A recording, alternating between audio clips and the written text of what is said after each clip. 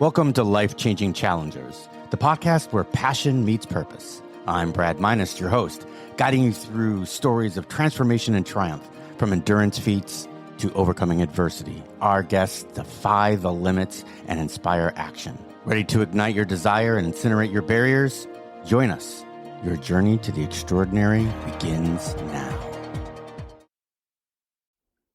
Hey, welcome to the next episode of Life-Changing Challengers, and we're very lucky today to have Wynne Charles with us today. Hey, Wynne. Hi. How are you guys? Oh, I'm sure everybody's doing better now that they get to see you. Oh. So Wynne is an author. She has 2 books out, right? She has I, Wynne, and a novel, The View from the Hills. And The View from the Hills. She's also a motivational speaker. And very close to my heart, she is an Ironman.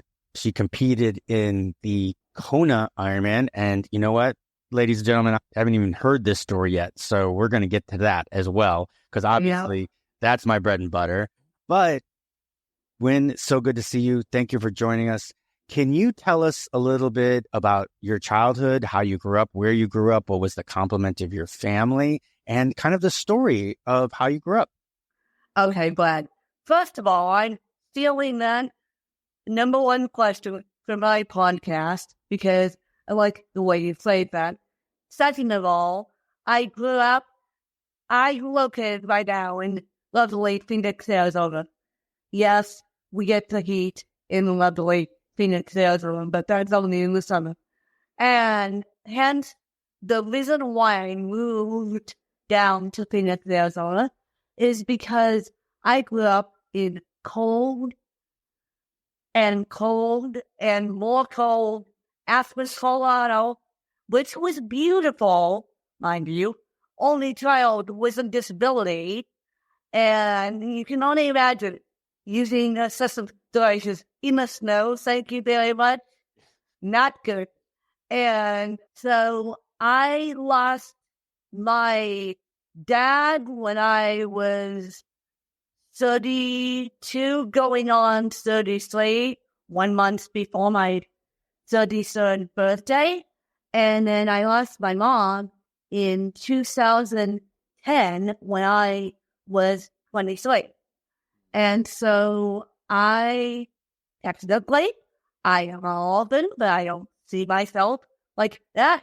And hence the reason for the move in Phoenix to Phoenix, Arizona is because even though Colorado's great for triathlon training for triathletes, it's not so great to live, and it's not so great to function, especially in the winter. Summers are beautiful, but summers, they only last so on. So it's not so great to be functioning, especially with a disability, in Aspen. And Aspen is, just Google the word Aspen, Colorado. You'll find it. And you'll see that Aspen is a playground of the legend famous. And the locals are being kicked out of Aspen, Colorado, because Colorado is so expensive. Colorado was expensive before the uptick in the cost of living. Wow. So you left. When did you actually make the move? I made the move of March of 2020. Okay. So you've been in Phoenix a couple of years. During the pandemic. Yeah. All right. So what was a day like growing up? Just to give everybody a sense of what a day in the life of a child with a parents is when you have a disability like cerebral palsy. Okay. Well, first of all, this is don't make me cry, and I apologize right now. You need to pull the tissues out, or if I need to pull the tissues out, but I can cry, not cry. But my mom was a champion of disabilities because before she had me, she had 8 miscarriages. So I'm a medical baby in more ways than one. and she had struggles even having me. I was born at 27 weeks, 1 pound, 13 ounces. And people fail to forget that she had asthma on top of having me on top. So she was pregnant with asthma, goes into labor, whereupon they thought she was having Braxton Hicks, which Braxton Hicks and false labor. And so they thought she was having Braxton Hicks. Turned out she was going into a full-fledged labor with me, and this was June 22nd. And so they raced her to the hospital. She had a C-section, lands up getting pneumonia after that C-section, and I have to be airlifted out to a children's hospital in Denver, Colorado, whereupon they diagnosed me with cerebral palsy, whereupon my brain freaks out enough to have a brain bleed, a TBI, on top of cerebral palsy. And I don't talk about my TBI quite much as I should, because my TBI doesn't affect me. And brain injuries will be brain injuries. Cerebral palsy is a lack of oxygen at birth. So on top of cerebral palsy, I have a TBI. Don't know how I got that. Don't want to know how I got that. But yeah. So imagine your mom and you're lying in the hospital bed because you're trying to recover from pneumonia after having a C-section, and your daughter's lift away from you because your daughter's now medically complex. And so I was lucky in the sense that I got diagnosed at a very young age as a baby, because a lot of kids don't get diagnosed until they don't meet their milestones. And of course, the parents send them to school and they don't meet their milestones. And of course, the teachers don't know how to deal with them. So getting back to your original question, my mom would get up every single day. And she even did this even when she had a brain aneurysm. Thank you very much. I don't know why.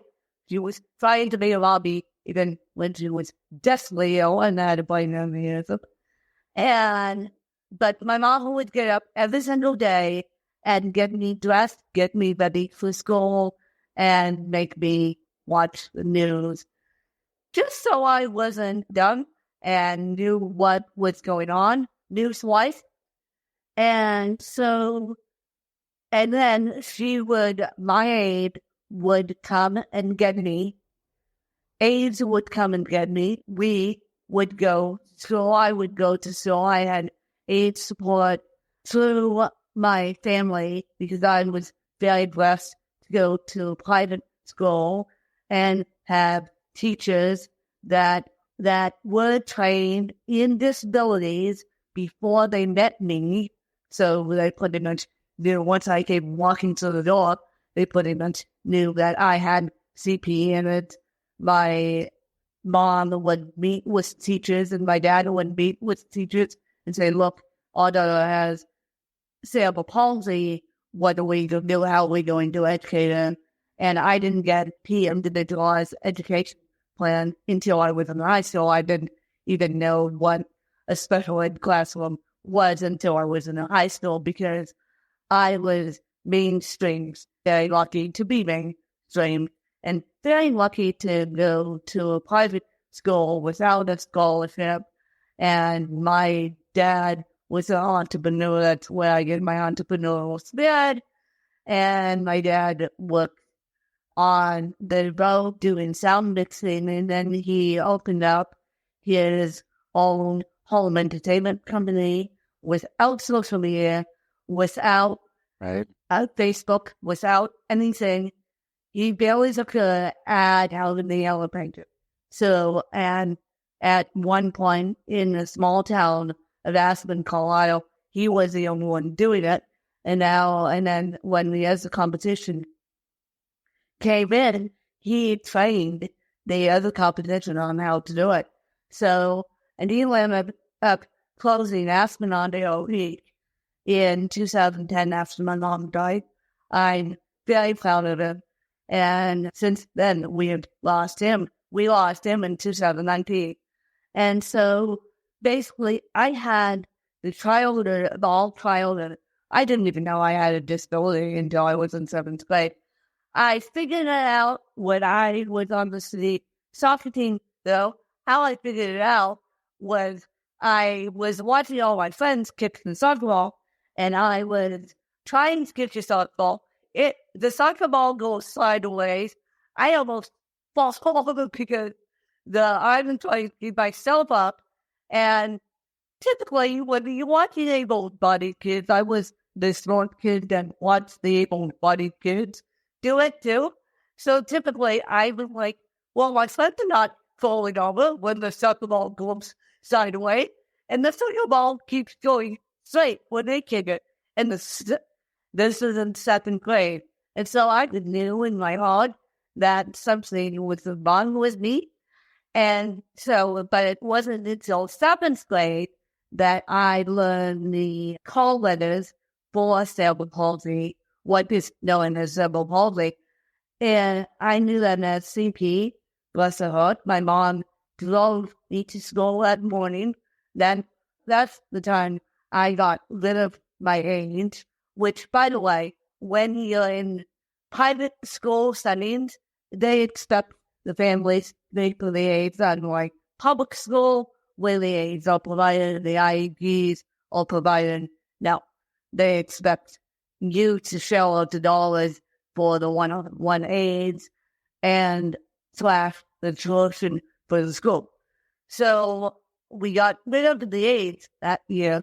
7th and 8th grade, I had no aids. And my mom thought I was ready to do it on my own, which I was.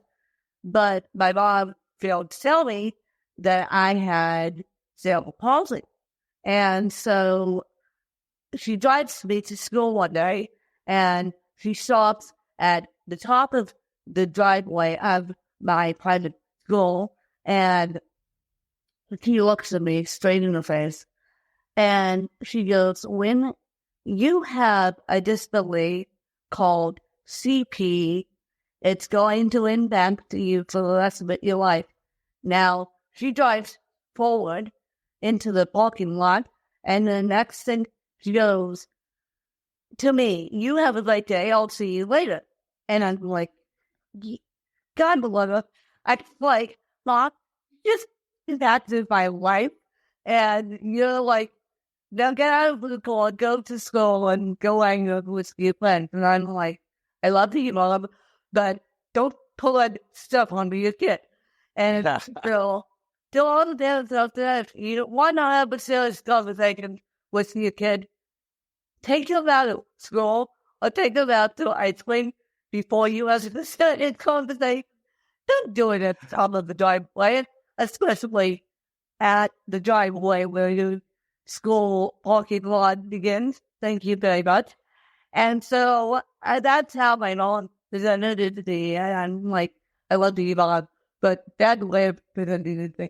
And I was a curious kid. I knew that something was wrong with me.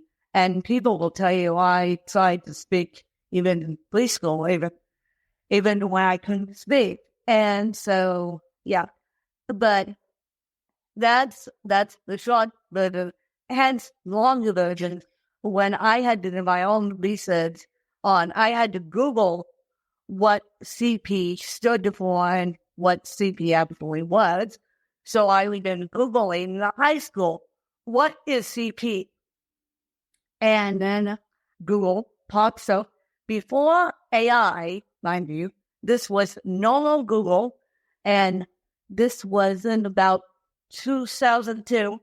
And so I Googled what is CP, and it pops up the words cerebral palsy.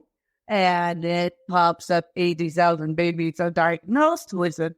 80,000 babies born with it. And the national color is green, and CP is umbrella term. It could affect you in totally different ways. 80,000 babies are born with it. And so I'm like, oh boy, here's the complexities. But all I knew is I had CP. Moving on. And then I get fast forward to 2010. I lose my mom. I start the podcast because I'm like, I want to write a book. How the heck am I going to write a book? And the purple button up on my iPhone was the answer to my prayers of writing book. And so I typed in writing book to the purple button on my iPhone. And it was iTunes at the time. And purple button happened to be purple happens to be my favorite color. So I wanted to make the purple button dance. And so what did I do? Tap on the purple button. And of course, there was nothing in the purple button. It just have the eyes on the magnifying glass, which is the search button. And I tapped on the little search button, typed it in, right. And then I listened to a podcast, which is still in existence today. It's called The Creative Pen, Pen, by Joanna Penn. And she's a world-renowned best-selling author and self-published, too. And so one of the things she said was, now she taught me how to write a book, self-publish a book, and then market the book. And one of the things she said was you're going to have market the book. And I was very lucky. I built a fan base as I was writing the book. Not only my friends and family were going to buy the book. And then I took a leadership course on how to be a better person with a disability. Well, they made me do a vision board. And that was right after my mom died. And I said, I want to write a book. So 11 people were looking at me like I was nuts. You want to write a book after your mom dies? Really? My dad looked at me as if I went to the assignment. I'm like, I'm going to do this. I was going to figure out a way. So I got my iPhone out and started using speech dictation, artificial intelligence, Siri, and then I published that book a year later, and everyone was so shocked and proud that I published the book. They stuck to them and got, give me a challenge, I took it head on. And so I decided to make the public button Apple iTunes dance again and typed it in Cerebral Palsy. Well, when I typed it in Cerebral Palsy, crickets came up, nothing, as was Cerebral Palsy. And then I said, this is going to be my niche. Well, I did not for hours and hours alone, but I wanted to give people hope. So I started interviewing people day one on my podcast, and that was in 2011, after the book came out in October, and I have been known to be on writing podcasts, and so I've been doing that since 2011, maybe a little bit before that, and yeah. Wow. So that's like the podcast booming, right around that point, right? Because obviously podcasting, no one seems to remember that the reason why it was called a podcast was because you could get it on an iPod. That's why it was called a podcast in the beginning. Yeah, because it was 2004.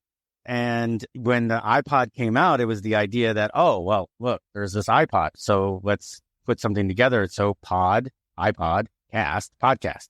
So that's how it all started. And we're still calling it a podcast, which means we're still like giving Apple credit for all of this.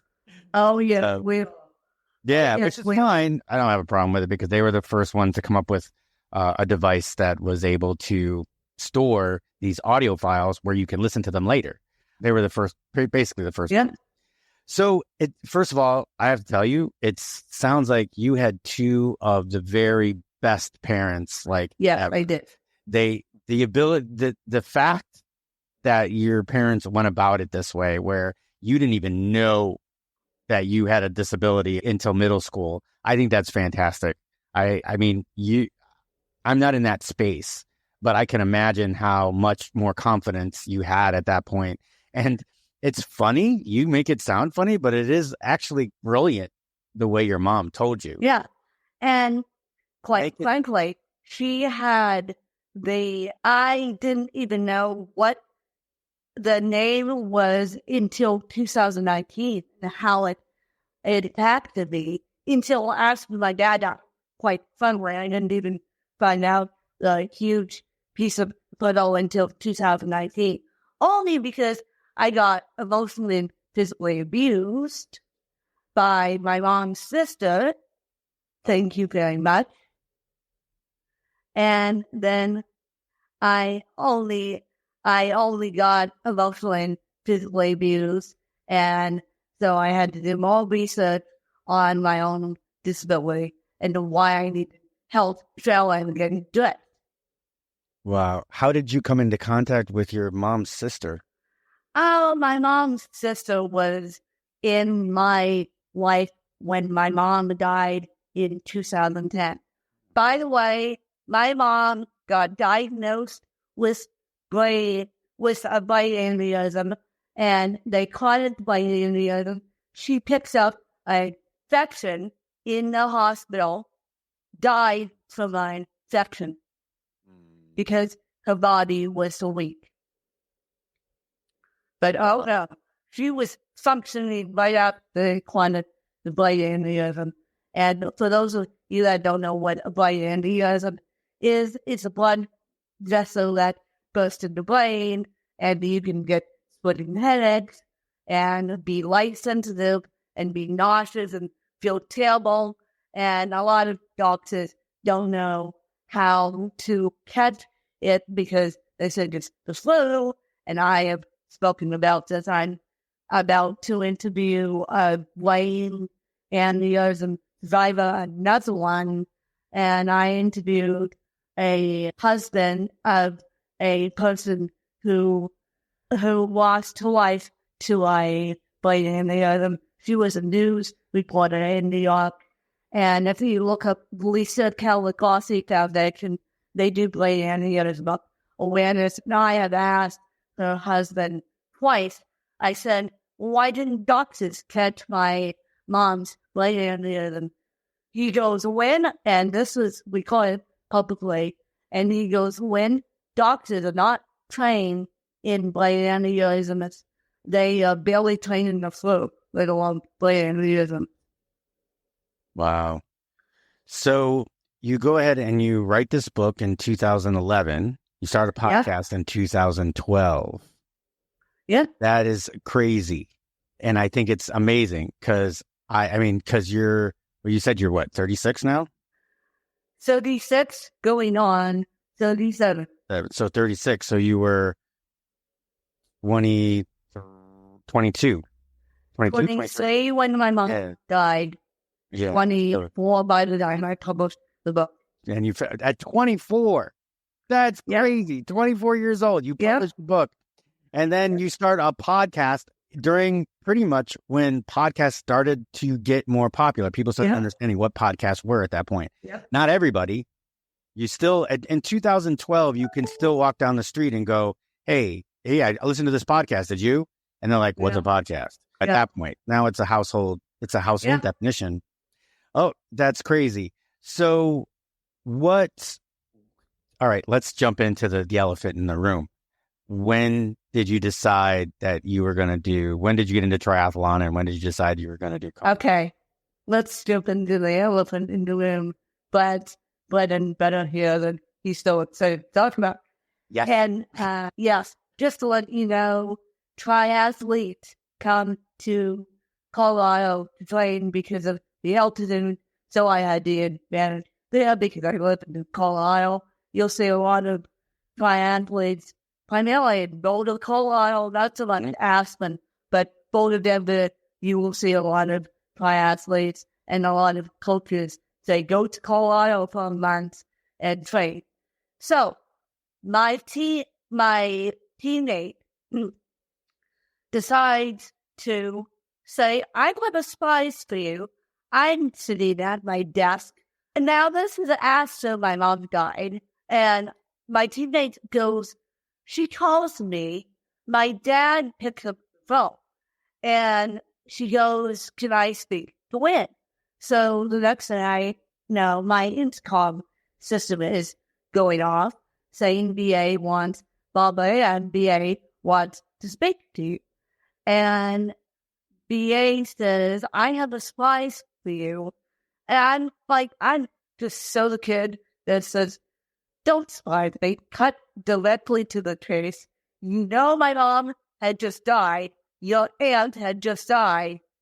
So this better not be having to do with your aunt's death, and this better not having to be doing with your aunt's death. It better be a bit of spice.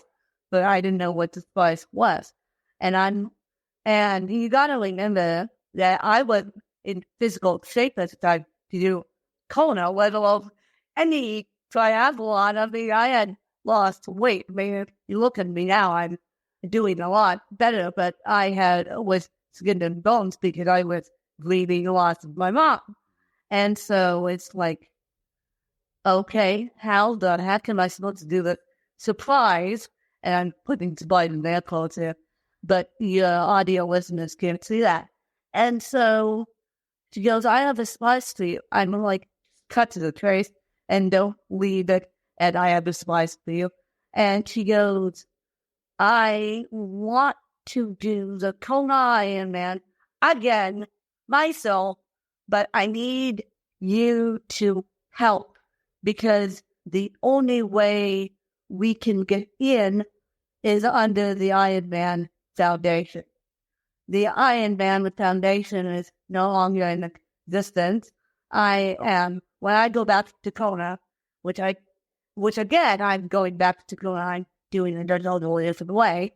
We're in the process of talking to Ironman about me doing it a totally different way. It's a similar way that I did it last time. And so I said, okay, let me think about this.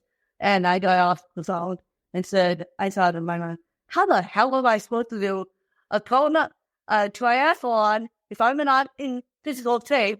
Let alone my mom had just said, how the heck am I supposed to do this? And you'll probably tell your clients this. You don't decide one day on the couch, I'm going to do a triathlon. And you don't decide the day in your office that I'm going to do a triathlon either. You have to train like a man woman and that's why we have people like Brad, who's an endurance coach, to gain the states. And so I'm like, how am I supposed to do this? And so I get a personal trainer.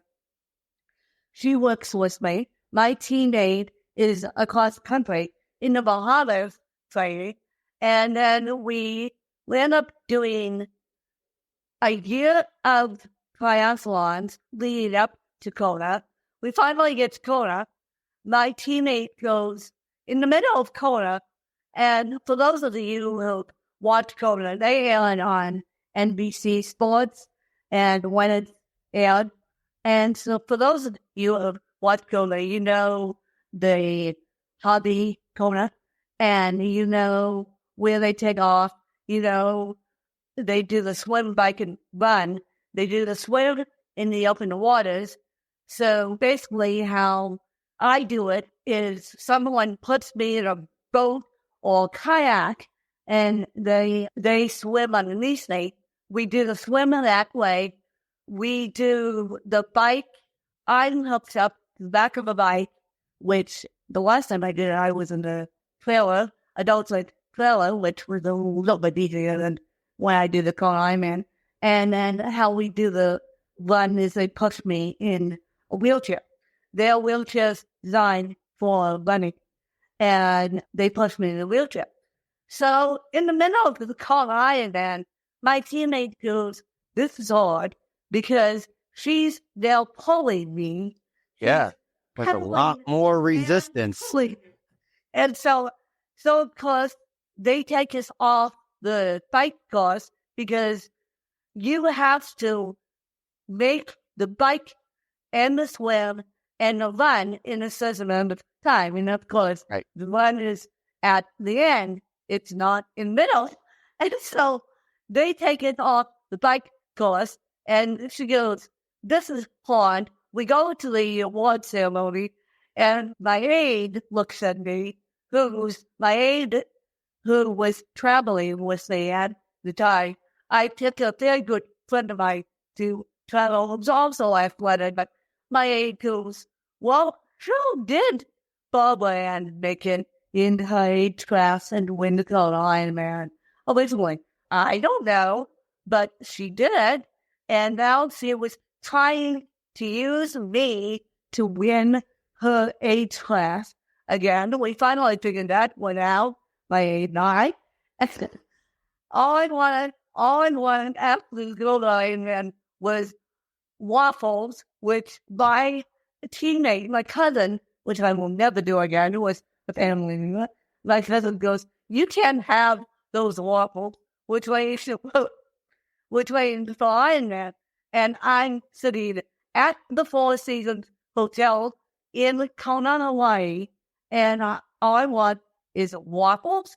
And so the next day, after the Kona Ironman, when my teammate is so discouraged, my aide secretly goes to Wynne. It's an inside joke now. Do you want waffles? And I said, yes. And she gets me a huge plate of waffles. My teammate is sitting at the end of the table, gets looks at me like, oh boy, there goes to the luck. Which he sell a whole plate of waffles. And mind you, they were very good. And so, of course, my teammate decides to get mad at my aide for posting. Of course, we had a Facebook page at the time, and my aide posts, well, Team Wynne had a defeat, and Team Wynne didn't make it, and my teammate got so mad at my aide that it was a whole big show, and so I decided, well, if I ever get to do the Kona Ironman again with all triathlons, I would never take a family member to do the Kona Ironman, let alone any triathlon. So, in the meantime, I meet a triathlete team called Be Try for Us. They're based in Sarasota, Florida. They have always been based in Sarasota, Florida. And what Be Try for Us does is they put people in boats. They put people on back of bikes. They put people in trios. And so in December of 2023, the team Be Try for Us follows me on Instagram. I didn't even know they were following me. And they said, hey, Wynne, you remember who we are, right? And I got a DM from Stephanie, who's the head of Be Try for Us. And she goes, you still want to do a triathlon, don't you? And I've been following your move to say it to Arizona, and I'm impressed. And here we go. We're going to find you a triathlete buddy to do. And this was you. And I'm like, okay, here we go. And so they found a triathlete buddy because one of their newborn members, all he wanted to do was long distance triathlete and long distance triathlon. And most of the kids they work with don't have the capacity to do long distance triathlon. Only one person on the team has capacity to do long distance triathlon. They're used to doing sprint triathlons and short distance triathlons. And so I'm like, okay. So Be Try for Us, I'm in Arizona. And so Steph goes, okay, we're going to try this. And in December 2023, I take my aide. We do Clash Daytona at Daytona Beach. Oh, wow. The Daytona Speedway, that was so cool. And I still have pictures of it on my phone. And of course, you know that you have to get stupid up early to get to the swim store. And I had almost professional triathlete do it with me. We crossed the finish line, and then unfortunately I had to go to the airport to fly back, and so it was a super long day. But I will not do that again if I go to Kona, and that's how we're going to do Kona. I need to do a full triathlon with this person. Well, I know right now, as a matter of fact, I'm still in contact with the triathlon. Well, I know right now for me to do a full triathlon, and then Ironman knows that I'm bringing equipment, and Ironman is ready to go. That's awesome. Yeah. Yeah. My friend, I have a good set of friends that they started a company called Best Damn Race back 10 years ago. So they called it Best Damn Race. His name is Nick Zivlich. Hopefully, hey, Nick, hopefully you're listening. And his significant other, Beth Shaw. I've known them both for years. And they helped with the events. They helped with the Crash Daytona. They helped with that so they were out there. So that's a really crazy coincidence. That's awesome. Yeah. Wow. That is unbelievable. And I hope that you're going to be able to get back to Kona because it's something else. But now they're flip-flopping it, right? Yeah. So I did. The men, they flip-flop between France and Kona. So 1 year that the guys will do Kona, the girls will do France. Yeah. I think that was last. Yeah. My passport. And France is actually on my bucket list. So if I do the Kona Ironman in France, oh my God, it's going to be so much fun. Because for those of you who have ever been a spectator at any triathlon, the hype from the audience is just out of this world, especially at Kona. So I've done 5, and you're absolutely right. When you get to the red carpet, it's incredible. Like I even tell my clients, I'm like, at least your first one, when you get to the red carpet, you need to make sure you're alone. If somebody's in front of you, pass them. Either pass them or slow down, because when you cross that finish line, you want that finish line to yourself. Not only for the picture in the video, but because of the cheering that's going on. You want to make sure that cheering is for you. Yeah. Yeah, exactly. Especially the first one. Exactly. Put me in my element. Yeah. Oh, yeah. Yeah, it's incredible. I really hope that you get to do that. That'll be amazing. And I watch it. I watch it every year, but unfortunately, they don't process the age group. Most of the time, it's pro, and then they'll let it go, but they'll turn off the sound and they'll just let it go. So last year, I think was the last year. Yeah, last year I think was the last year that it was the Iron Nun. Last year was the last year that she did it when she's like 92. Yeah.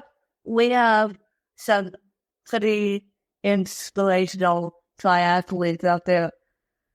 Those inspirational athletes, if you guys look up Team Plate.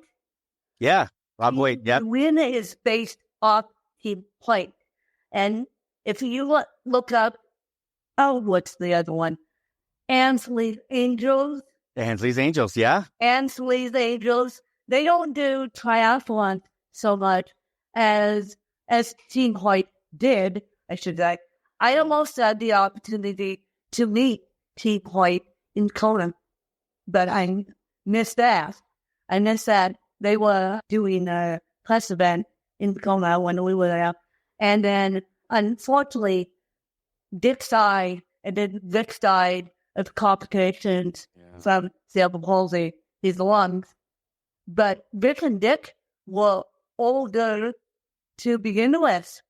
And so, but Dick started all this when Vic was young, and Vic you'll find out that people with CTL are adrenaline junkies. So Vic loves it.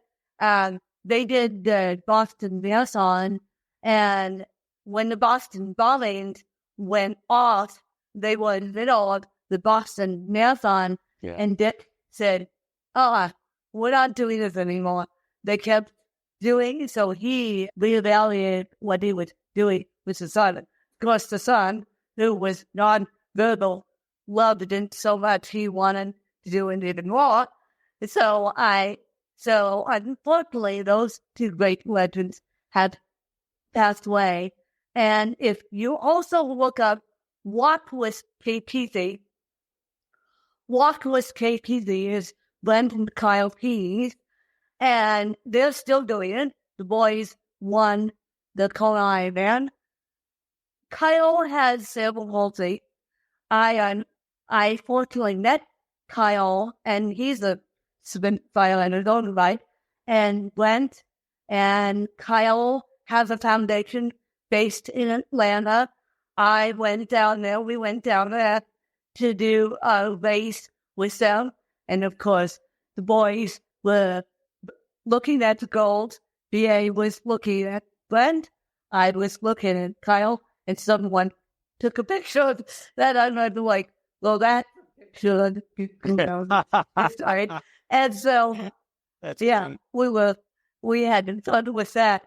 And so when Kyle Pease do, I believe they still do, and I have to double check, Glenn and Kyle Pease do a road race in Atlanta. They gather all the teams, and I fly in as the honorary member of Walk with KP. And so, but Walk with KP is marathons, and they themselves Road races. did Kona Ironman. They didn't bring the whole entourage with them, and their families involved. And so, yeah, those are a couple of legends that you guys need to look up. Definitely. And I'm gonna post those links in the show notes so you'll be able to see that. So let's step back a minute. What keeps you going, Wynne? I mean, we have you. I mean, I know that you had an incredible childhood growing up, and you had some issues after your mom died, but you got over it, obviously.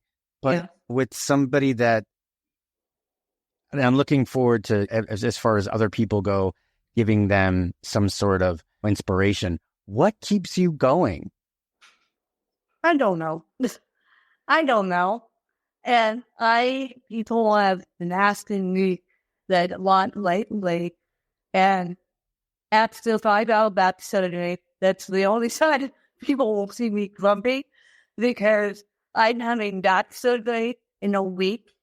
And a little over a week, I'm going to be my back done again. That's a long time. So that has something to do with CP. But I guess I have the winning spirit, and I'm here to show people that they can live the best life possible despite their own disabilities. Yeah. And I see that. And look people, you got to, if you're not watching the video, it's on YouTube, and I have the YouTube channel is in the show notes. But if you just see Wynne smiling, it's an incredible thing that you see. It lights up your friggin' life when you see her. She's amazing. So if you only just watch a piece of this, go on to the YouTube and check out the video. But that's amazing. So you've written I Win, and which is obviously what that is. That's more of a biography. Yes, and I've written a couple other books, a novel entitled The View from the Hills, as in a high yield shoe, which is about a fashion designer. It's a fictional novel about a fashion designer with a disability, and so that's out there. And then I'm working on my 13th book, my 14th book, and my 15th book. The 13th book is going to be about podcasting, how to do podcasting, and my sympathetic as a woman with a disability on that. And then the 14th book is going to be another novel. And then the 15th book is going to be a surprise book that no one knows about other than a couple people. And so it's going to shock people, because this is way out of my comfort zone, be writing 15 books, but I was told to do this in 2010. The person that told me to do this in 2010 was actually my mom while she was dying.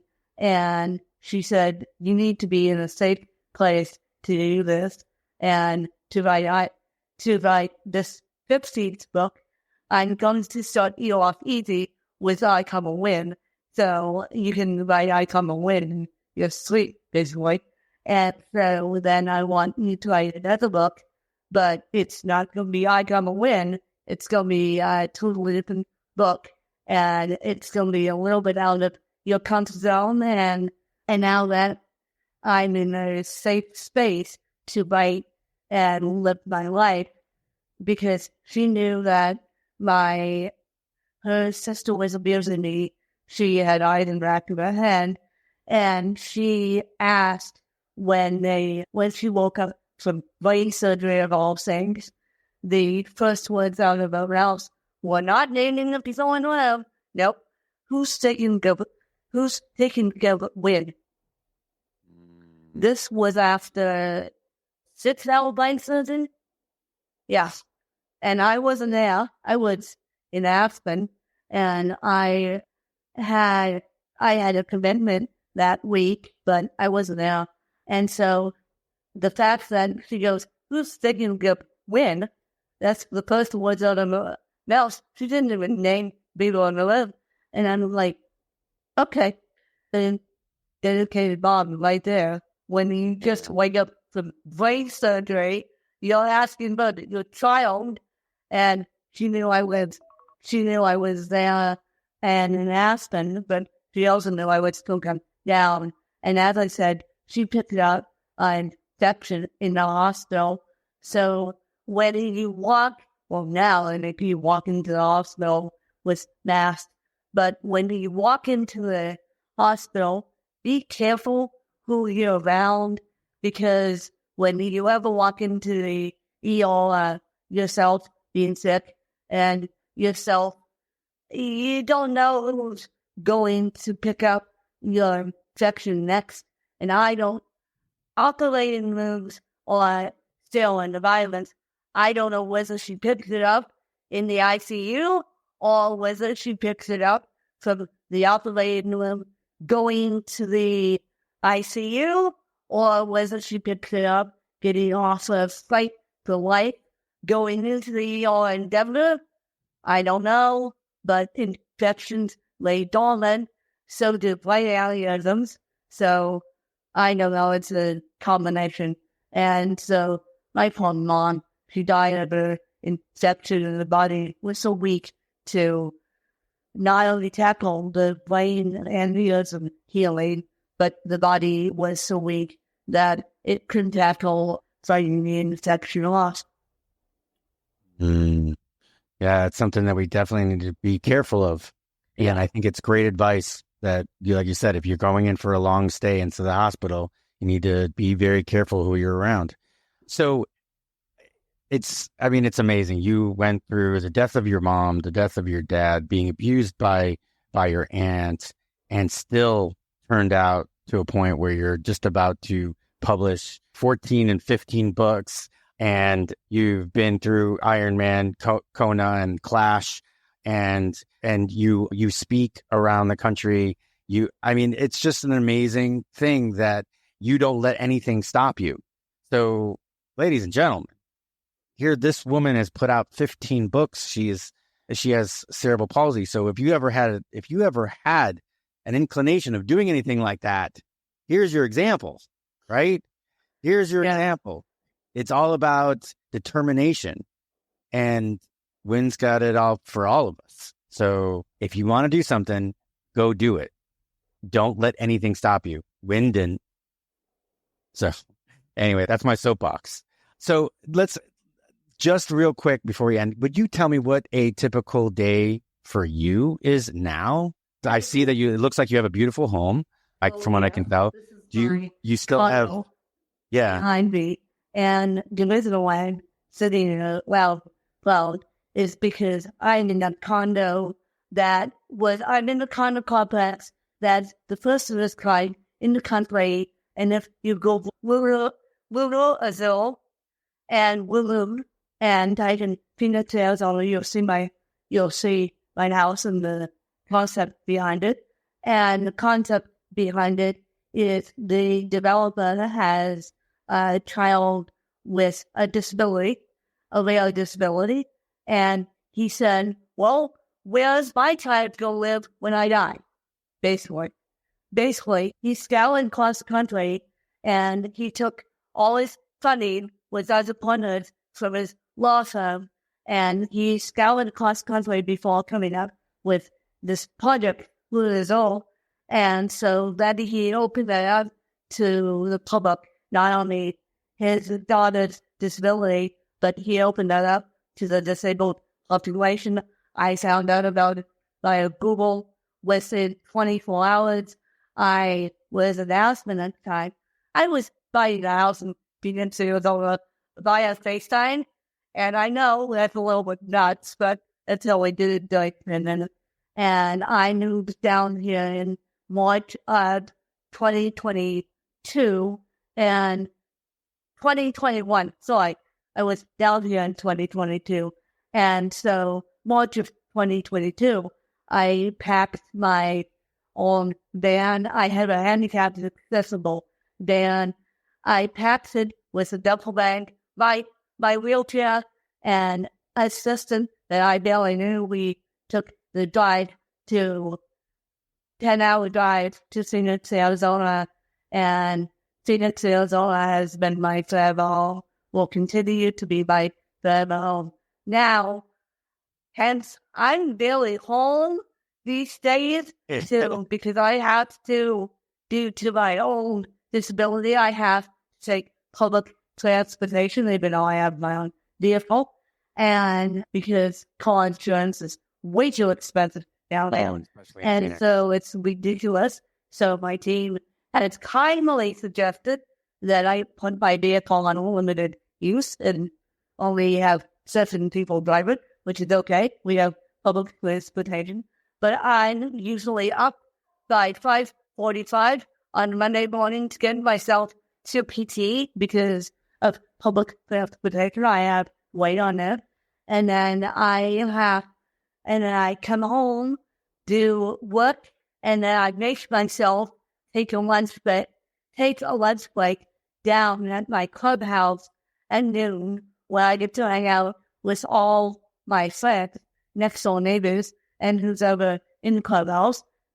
And then I go back to work or go off to doctor's appointments and go off to whatever I need to do. Oh, sounds like a great life. When you mentioned team, do you still have aides that help you out? I do.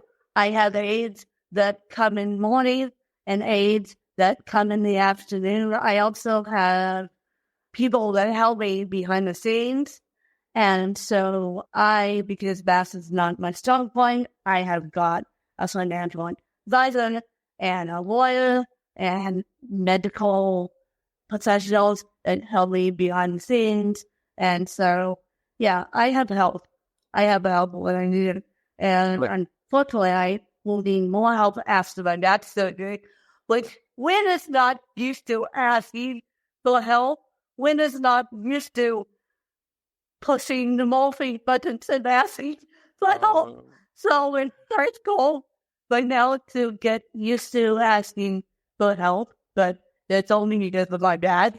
When I will be back up on my feet, slowly but surely, and then I'll quit asking for help and be in bed again. I have no doubt in the world that you will come out of this stronger and better. If there's anybody in the world that's gonna survive this back surgery and come out stronger, it's you, Wynne.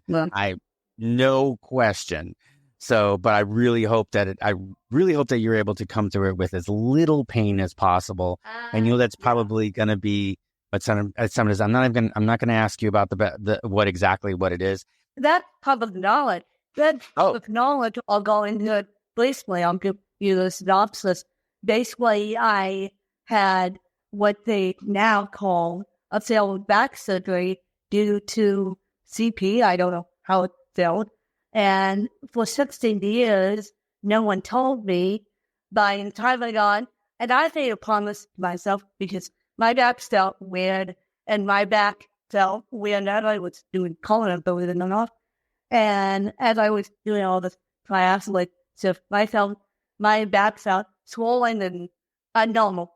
So I made a promise to myself when I got down here, when I got to a bigger city with better medical care, I made a promise to myself the first surgery I was having done in that big city, wherever that big city was supposed to be, or wherever Florida, but it ended up being Phoenix, Arizona. But I made a commitment to myself that I was going to take care of myself because I had lost my dad and he did this what to take care of himself. And so by the time he died, it was 6 days after the diagnosis. So I went and got a scoliosis check. They go, you are fine. You have scoliosis. We can't fix that. Now go away. I said, no, I'm not fine. Something is wrong with my back. And I want to go get x-rays. And I had a medical liaison there with me at that original appointment. And then they go, fine, we'll give you the orders to go get x-rays.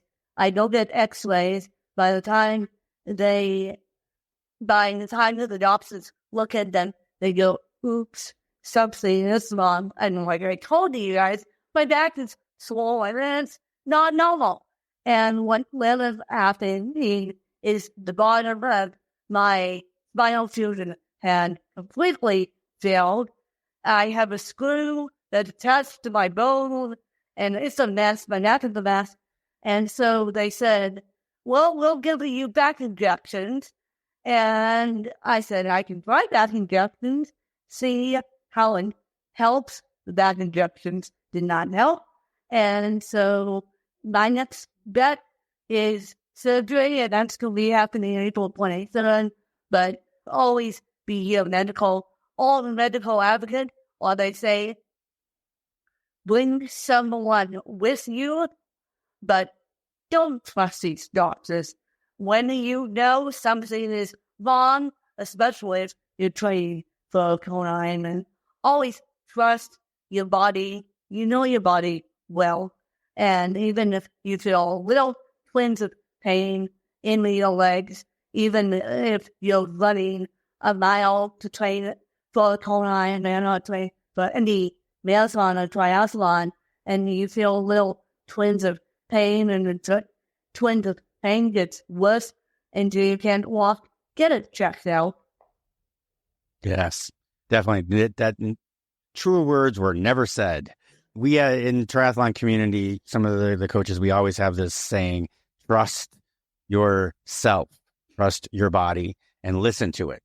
Listen to your body, and when it's saying that something's wrong, figure out, get it checked out, whether it be by your personal care physician or chiropractor or orthopedic surgeon, neurosurgeon, whoever you're being seen by, just get it checked out. So whatever you're doing, you don't end up making it permanent. Let's make sure that it's temporary, you fix it, and you're out.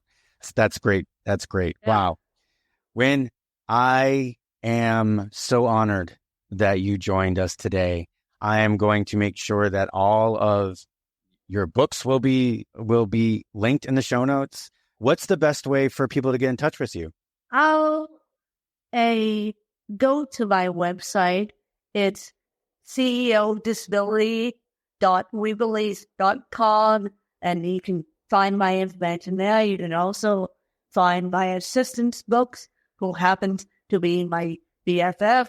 She took after my lead to write a book on her own, and she's got all stuff going, and she's a disabled athlete, not a triathlete by any means, but she's a disabled athlete. Athletes and athletes, yeah. At the Special Olympics. So you can go to my website, ceodisability.weebelieve.com, or my podcast could be found anywhere and everywhere, except for Google, because Google's no longer in existence. Right. What's all to the Android users that need to find new all to listen to podcasts on their Androids, because Google never necessarily got up speed.